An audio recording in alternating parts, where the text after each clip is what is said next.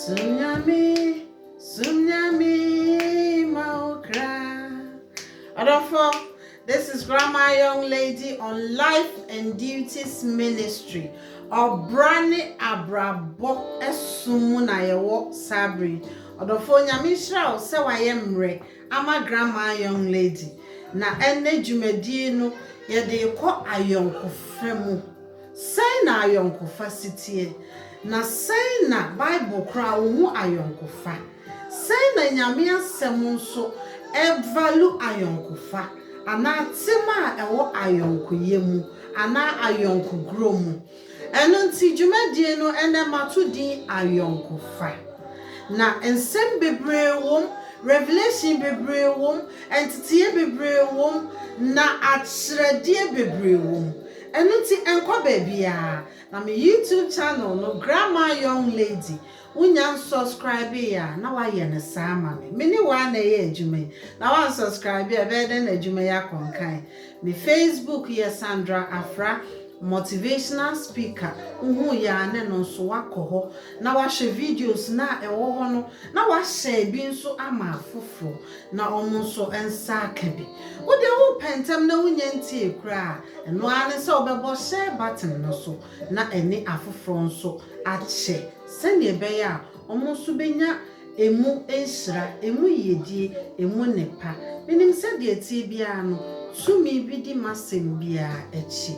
na okra ohia ninya a obenya na yaresa obenya na komato yemu obenya ahotoso na obehu sɛnea obetutu na namo esi na brabo foforo no adekyenye foforo no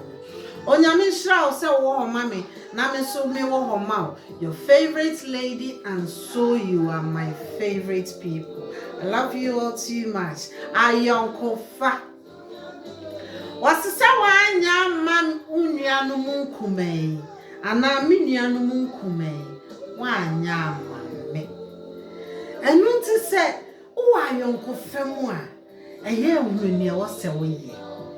Na enya ayonkofa mu nko na yeye papa enipa bia omo ba ya brabo mu yeni omo bonsa ho adekye biara no omo hia yenyi wo yenso ye hia wo se de me hia we na wo so hia me eye saa enu nti ba bia wo beduro bia no eya bompa yesronko se rade de mo yi ni bia mi koyi e de na wo se me ye Onipa bi wo ha na ope good morning na etie wa adekye no se wo de mana na wo man smile ka ho awodofo ade a wo hia na wo de amano no the morning nyina wo ka ne meditation ho na wo ka ne meditation ho obo mpa ya wo nkai wa na obekai wo eno nti ayonkoye ye kwa ye be omo aye ni omo bonsa ho ni nyina ye ni omo wa ayonkofa na ye na ye sikwan no ye na ya blocke enu nti ntimi ma yonkofa no ntimi inflow na sasabre ye besi na ye sisudua se ye bekeka ye ho na ya makwan na se de yesusu akatakata ne amaso no ye bie su kakra se de sa odofo ye bi hu emfaso a ewo ayonkofa sumunyame ema okra atemuda na du na me de me taka ne se atemuda no ye twa kese paa no nanso ebi de etimi ba ntamo a ewiase de nyina nya maaye obia wo na atemuda eda ebedu na me no mienu ye nim da ya atemuda beba eno ti ye nsum nyame e ma ye kra esanse ye nim Enfa movie kakrai. Rafo sunyame ma okra. Ensumu mo obia. Suma wa okra. Sunyame ma okra. Sunyame ma okra. Atemuda ribao. Yebeyedeni Sumnyame maukra Ooh Sumnyami, Sumnyami, Maukra. Ayonko fam. A dear naya a cosso. Sana yesifa yonko. Na dinti na wasi ya fayonko. Na ichase ya fayonko ana. Yes. Ichase ya fayonko. Osimonke kamu humum ewo do ekwanso. Inti ayonko faye. Na said da me kase mu bibia wo ye bia it has to balance. Eno na ya na ye mistake wo. Na ya cross line. Na ma ayonkofa no aye basa. Na emom senka ye nyina ye bi hu ye limit dia. Anka ayonkofa yo. Enkomo bi wo hono ma ho. Emfa ho ni ayonkofa da wo ni ukunu ni oyere ntem. Wo hia ayonko ba ko a oni ono so bedi. Nti ayonkofa ye. Oba bitna ase. Na okofa ayonko bi. Ti abakosemi ye pa. Na yonko no okofa ye no. Na odo na nkasa openasem. Se ye kase obi do ne yonko na sa oba pani sa do ne bi na wo e ma ne yonko no. Na nanya ne ono kwa ne do no na ne yonko no so do no. Enu ti hwe odo a eti sei mienu na ahia. Wa wo sha sai ne tie. Obi etu emrika ma ne yonko. Obi aho bredo ema ne yonko. Obi agwa ne ho so ema ne yonko. Obi ade serious ne yonko afunu mu na fedodo. O se yensho ni faaye se ejidifo bomu tena faako. Se wo wa yonko fa eti sei mu a odofo. Chese time bia ne nipa no ne ho do no na wo dwene mpuntu ma no wo dwene nkoso ma no wo bompaye ma no wo di ma no akwan nyina mu na ekoko wie se edone de wo ho na nasa akodie bi nso ekutia saa ayonkofo yi se we peso otu amamo ye bibi ma ne yonko na wo ne se aye wo kon se ba kon so pese wo sorry waka ne yonko ni wo ahonhie bi mu no yi ni free mu a na se wo no so na ho di nyina asa enti no na obi a dwene ho se na dan na abribia wo se me sorry ma me dofui ma de nyina ma kuma ho do na aye din ama me se sika kra na me hi a na sika nyina asa efre me ade ana me na me hwe ni ye bia na oye beifo ana me na me hwe ni ye ebi kra na oni humpa de oye ni nyina ye ni so we dwen no na we so dwen ayonkofa say me city atemu da na du yesum nyame ma ye kra odofo ade bia eye bia bonyuma bata ho ade bia nyankopon esira so no nim se ye kronkron na be ye nim onyam ni esira amaw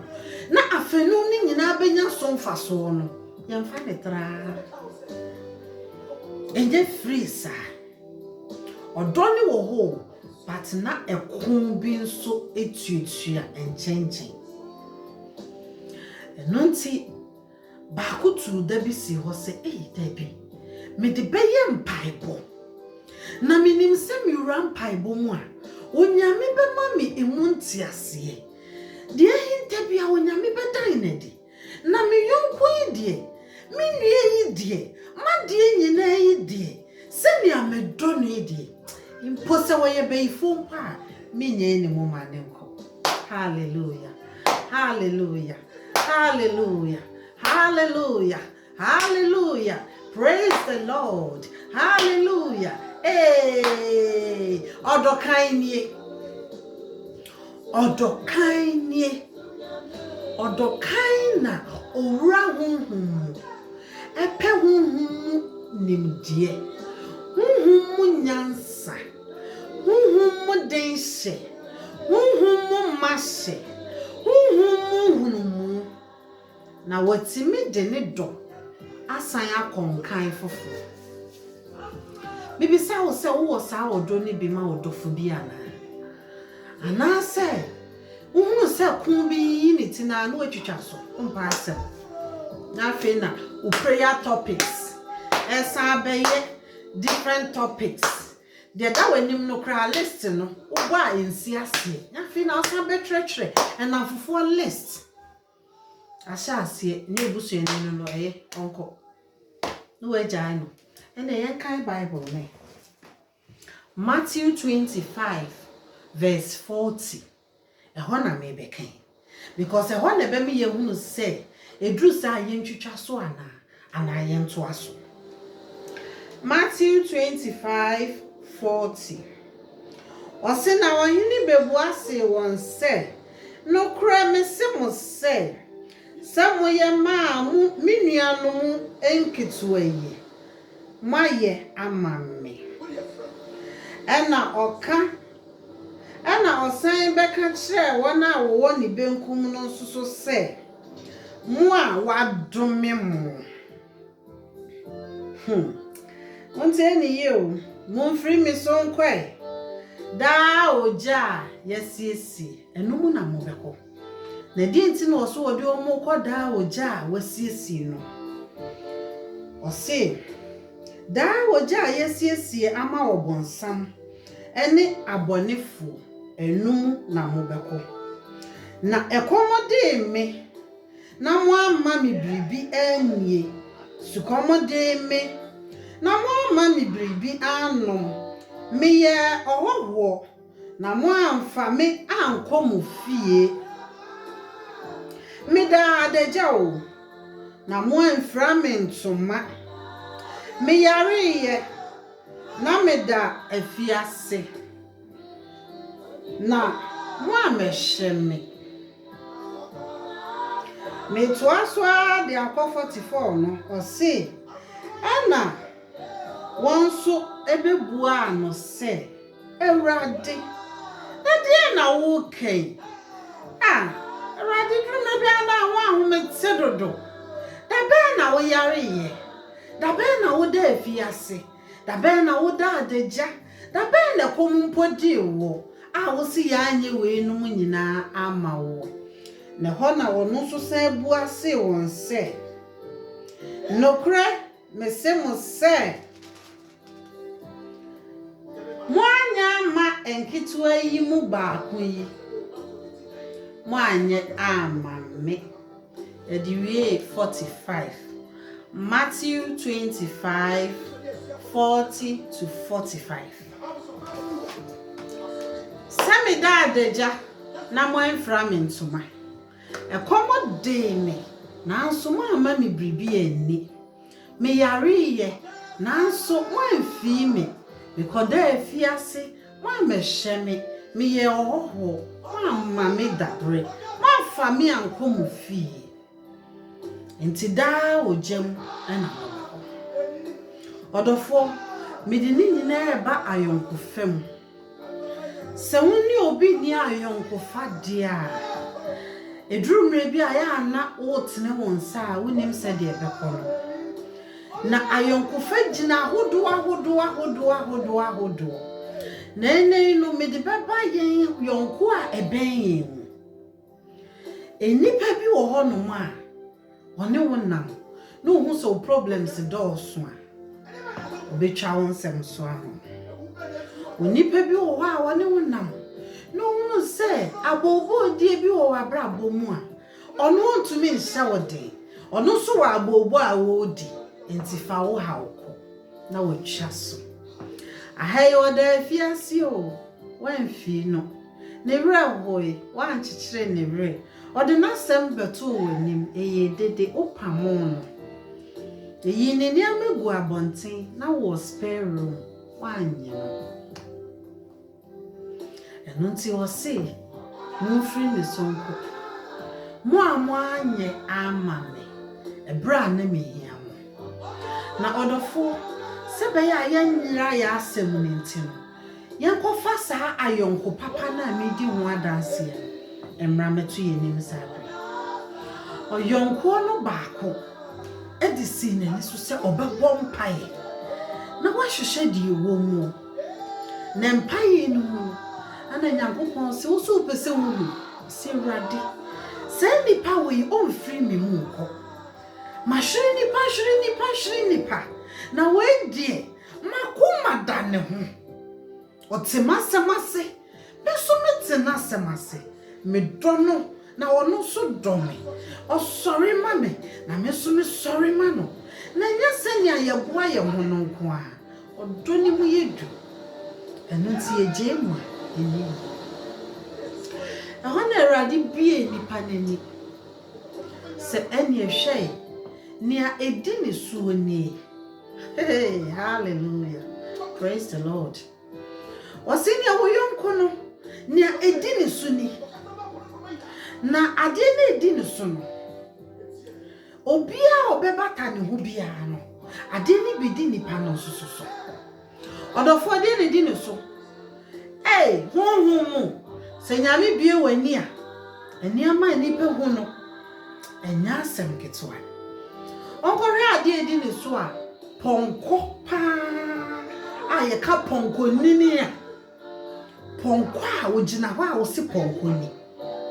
na ka ponko de wo ponko a senka wutu kwan a na wasesa wo niama agu nachi na wanso te nachi na ka wa henten na wa hyeren na wa kro na ka wa gigi adem na o slow down kra wa ka na bose ka ho mienko uhum nsem no we die ponko no mom e na oso eraba no ose okasa na mframa mpo etie no nipa beni na okasa na epo asoro chimpo ayedi nyame kasa o nyame wo ho se wonyi ni dia hyase na gidi na nyame tumi edaso ye adwuma ekasa atitimirinu na ensesaaye just a way missa just a one hwehwe Matthew 7:7 was it bisa na ode be ma wo hwehwe na wo bi hu bom no bibio enti ponkoi onu momu no na eti niwura echi na just say ponkoi no oso no na meti hoi ade bia mi mu ye miye na se hunhun mesan eso aponkwa sai na se moyeti Awurade made mpare yen Awurade ntwetwe mu maye obi bia na wo so ponko Awurade sai ponko na wode na onu momu enya ponko entena ne so enwum bi wo ho na ya metane mi nua bi di nkomo se enwum bi wo ho a se ba na mama wa wasem bi meye ho a wonte ase osi adehye enenam fam enkoa ene tete apokoso na after this revelation na mateno amamate sa enwum no ase odofo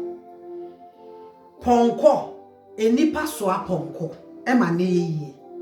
but honhom no onyame bie onipa bi ani mani hu se ni yonko na odo no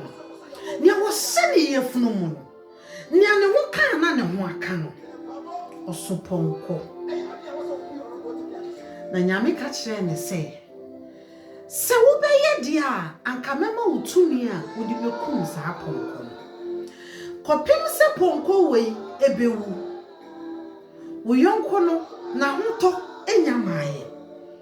efa honi isra kakra bi emuhu oso senesa enu nti se wo betimi akum ponko idia ani meboa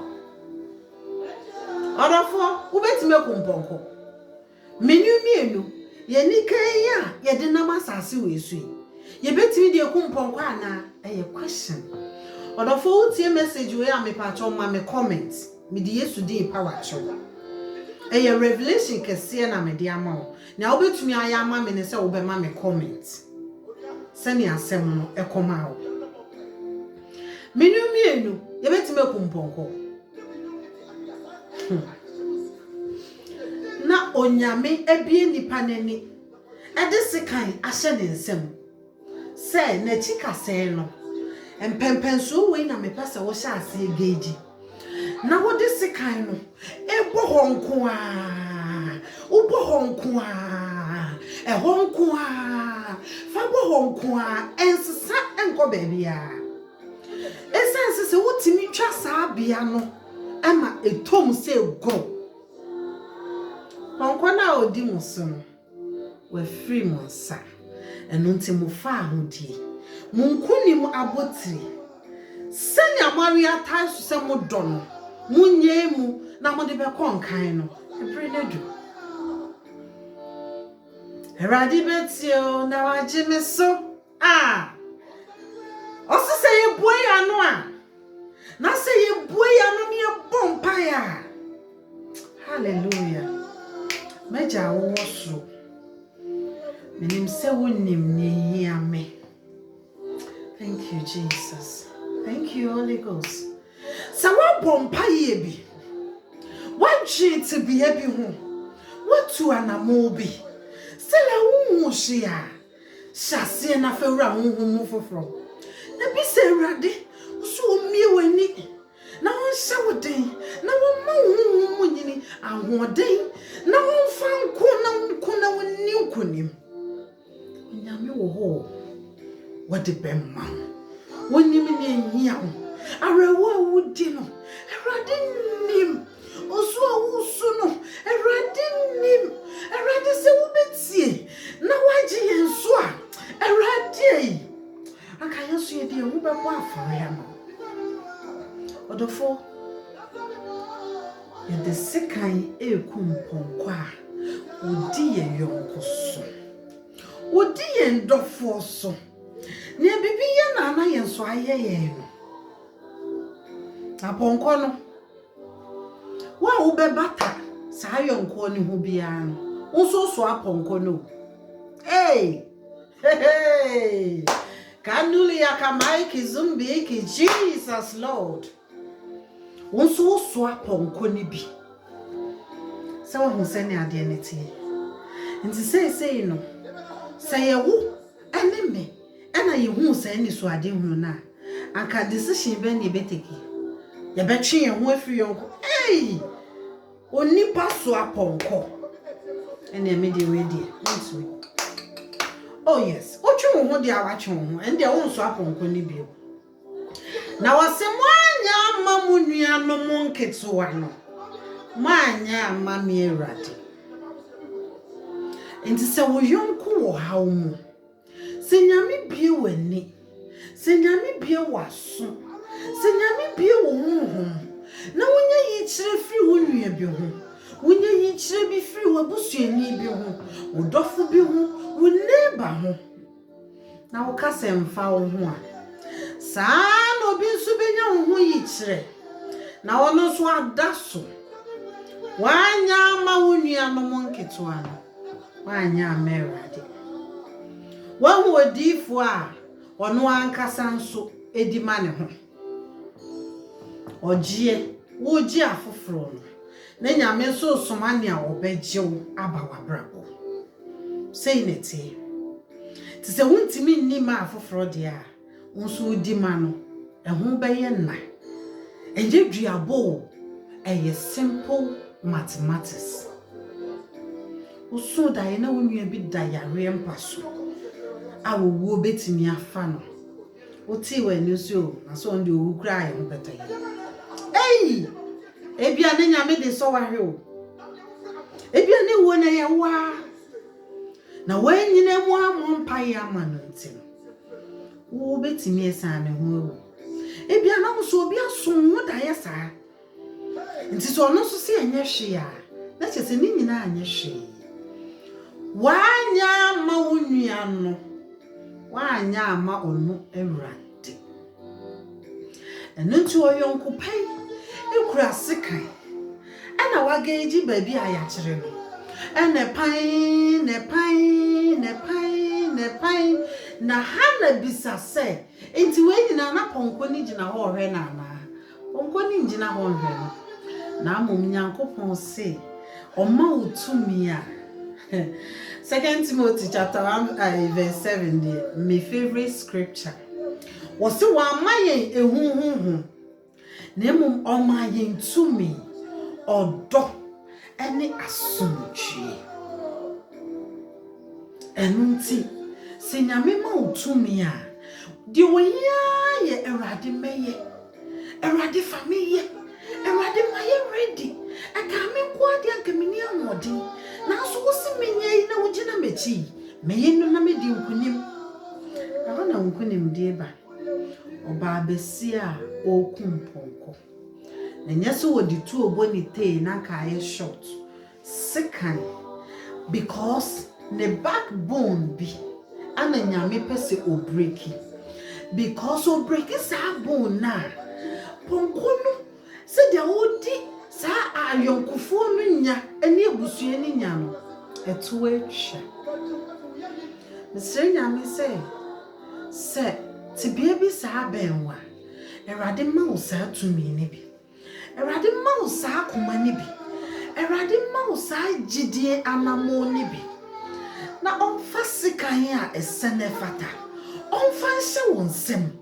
na fekum sa ponko na odi wabram so ponko ameso aye ye na yeso aponko erade mane mpare yen se tumi bi di wachi ne ebra me ne wo che asem kese etise se tumi bi di wachi a odi wonya a o se woniama obo woniama gu waye ponko ana wo na wo so no ene den tumi na ede ma sa oba no ama ni timi ku ponko no sa tumi na bi mra wo mu sa nwodin na bi mra wo mu sa gidie na bi mra wo mu sa akoma ne renta so na bi mra wo mu na wonko na wonni nkoni wo Yesu di adihye ne nam fem enkoa na titi aponko so afi wei adihye nam fem ebefa wo mponko na wo atena so. There is going to be a turn around. If you believe, shout amen. Jidi awenya ne erade mfa wontumpon wa another level. Jidi awenya ne ewo asemwe mu erade ma ekun bi a aye fapem si wani so a unnim sade a wo betimi akon erade ma wo mu ahoden erade ma wo mu dense erade ma wo mu mase na wontimi nko na woni senkonem. If you be food you abrabo so omo ya adeketu ebi wo nyamensem ni na so bebi se wonya nkokon ayonkofa bi ama wa brabo ase wo ehunu mpa ye bontia wa no ni ye ntia wa mise nyame anka obebie bibi so akyerewo ama watimi akon na waje wo yonko no na waje wo ankasa wo na modo na ne da montem no motumi di akonkan ewa na mo fofo sasa tumi ni bi na wi a erade fa no mo anadwe sa tumi ni bi na wi a osoro fa no mo anadwe ewo Yesu din mu osi wanya ma wonua no mo nkitoe wanya amabe wo yonko a ohia mo a kwa yonko bi wo ho a ukofa opekunu a nyame nam saa yonko no so ebema wanyebi yonko bi wo ho so a ukofa wo kunu kura nyame nam saa yonko no so bema wo kunu abo medrum pempen so a na me so daye ehunu se me yonko mi baby a me dami kunu echi no me sori kwa akwadwo nso no me ba na saa yonko ne dami kunu echi ewo daye odofo me di ra honhom manfa ne honam nko a si ayrade me yonko imi do no na me hu ni ama we ade ayrade ka bibi kire me na ma dwene anya me krene ama me ankasa me mfa me wanto ni ama hu so na me ne me yonko intem ante anso wa dako bio na masanso daye na oyonko no ne maame me ne me kunu da na wabe paye huntoma na wotie mu frem krofo se omumehwe ya degem anso wa na ko ne masanso daye And no so me go drew baby na matale me jump baby na me pay me fe tina me ta shepa me go drew baby na esen dwomu a ye ton na me ni sa wo yonko yi maami enenam ye drew wanam jump ye say we dey me dia wasi o dey bi anya o dia na wo atale dey be na be say dwom am se dey bi atale ma akoto si ye ton kra ma akoto say me dia na me ti metwe man so wa ha say atare ni ye me dia ne mo mesa ya to na ade na sa be ye me dia mami so mami nto no so so we dey me am sika na me dey to ti ye ntwitwa so no we kodi ade na no a man strength so me toy and on the side the beefy na daye na ye daye upon daye madam funi di o ne mami di o madam funi di o e ho na nyame ka kire me say yonko yi mom di enye mawo eti twa so enibri honhom bi edi akire enti se wan twa so a enye ma be ha eno de na nyame na aka o na de nyame se komade na hunu se ekono enye wo na wo ko ama ogie abensa nipa na nipa ne gie no ebetimi age won so se wo yonko no wo don ono so do mu wa adwene ba ko dia wo se two cannot work together unless they agree. There is agreement. Tibia na sa me yonko ya me kan na me dono na ne de ne fake. So there is no agreement. The head is not together. We are not in agreement friendship. Now say it's in agreement friendship dear. Nyame bema utumi no. Obema wa hoden no. Obema wa kokodro no. Obema wo yokodro no na obebo nkonim ahotre. Yonko fra. Ayonko gro. Ayonko ye. Se chire me wo yonko na me chire wo ni suban. Wo yonko okuno. Woni na nante 10 years. Ono da so tina wari o. Kuntimi ma wa futu obi a won so de wari. Odofo hweniye kakra. Biserade senense nimu dia utimi twu. Ensuro. Na nyame ne wo. Wo yo Kristo ni a wakodie ni nyina kono wompaye mu. Mensuro. Bibia ehu mensuro. Wose wamaye ye hu na mum tumi odo edi asumdwe. Ti se wo be nyame a unsuro. Ehum betu asroche bebo etu beto abonefo be sorry ahonhom be sorry fa wani si rade so the bisa ne kwan na obechiro odofo. I think this is the longest video my for over 6 months now. Me de obesi ha na makraw na dwenia me ne yesusu hu empa ya me ne wabo yinso san bobio hwehwani amem enje mu menko bo anipa onipa ben wa fa genuine heart ejeno na ye ni ye na se ono no se de wodo no no a pempenso bi dru na nyame se mane nko de a wa ye ni ye mane nko wonye bone na nya ya akaso nipa ye ni omu san ni omu nyina na ebetimi na omu atena afebo saa ebre ni du a mane nko ne mo ebre se mu nso hwe na kira kwachia no bisa na se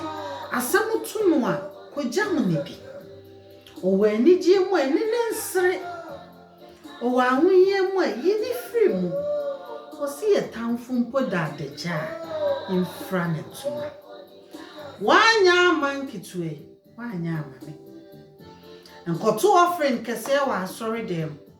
na wa wo yonko a woni ne nam a wo se wo don nyame de ne hu yi kire amma wa mo ho mpae nyame ka kire wo se wo mpae bo bi betimi amana wo enso tena mpae so wa nwa na ayede awo na ne nam a wo de di wachi nyame fa bone nche uyonku nyame de kire wo se edwuma kwan bi amano just wo so nansa na ne mpae oh say week bi am money £50 I wan kwa edwuma say nyehwe anyehwe say ya oba be hwe me mame you been selfish nya na sa kuma wo yonku dima wo yonku ne awo hwehwe se wonye bi se twa se wo no ponya ne chance ensa hwe odo wo a ne awo eye wo dia Messi ha na machia mo na grandma young lady said ya makano me makwa mini asema me ma na me wa asem dia me gitna so said ya da konya me bekukuru me bebi ana meti akonwa mu ne pa nya me kukuru me ma me ko dware ye ebo oduku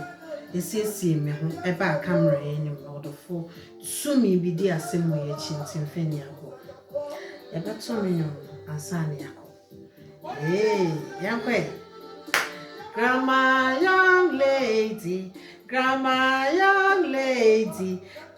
me out of makramo bye for now.